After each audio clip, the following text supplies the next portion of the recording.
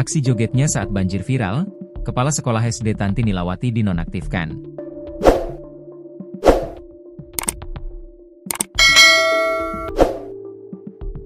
Aksi jogetnya viral saat banjir.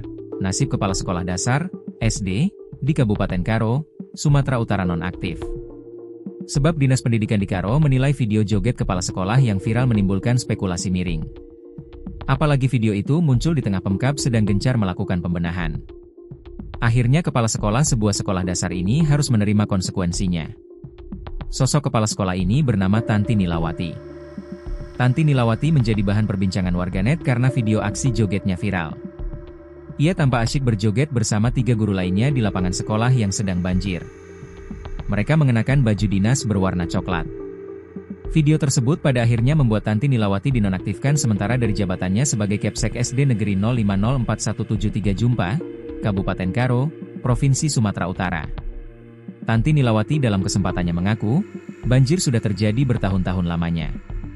Saya jadi kepala sekolah di sini, beberapa tahun sebenarnya terjadi banjir, katanya, dikutip dari kanal YouTube TV One News, Rabu, 21 Mei 2025. Tanti Nilawati menyebut, banjir disebabkan oleh hujan deras. Air kemudian menggenangi lapangan sekolah hingga masuk ke dalam ruang kelas. Pihak sekolah yang terdiri dari guru dan murid kemudian bergotong royong membersihkan area sekolah.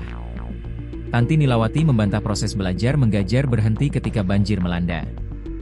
Bukan berhenti, belajarnya, membersihkan dahulu, mereka, murid, yang letih lalu istirahat sebentar. Baru mereka belajar kembali bukan PBM, proses belajar mengajar, tidak berhenti total. Tetap berjalan, tandasnya. Sementara itu Kepala Dinas Pendidikan Kabupaten Karo, Anderias Tatarigan, meluruskan informasi terkait nasib Tanti Nilawati.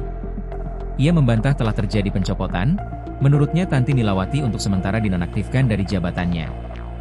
Bukan dicopot, tapi dinonaktifkan sementara.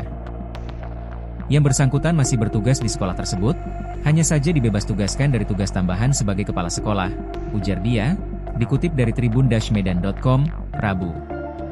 Namun Anderiasta membenarkan penonaktifan berkaitan dengan video viral.